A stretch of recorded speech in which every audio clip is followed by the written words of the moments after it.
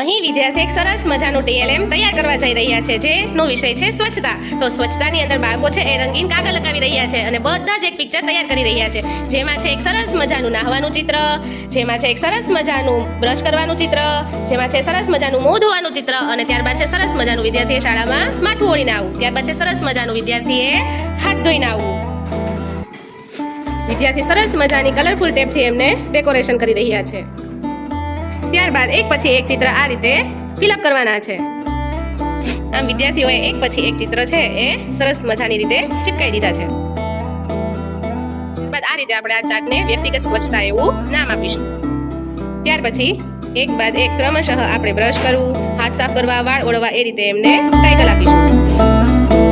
ત્યારબાદ ખાલી જગ્યામાં આપણે ફૂલ વડે એમને ડેકોરેશન કરીશું.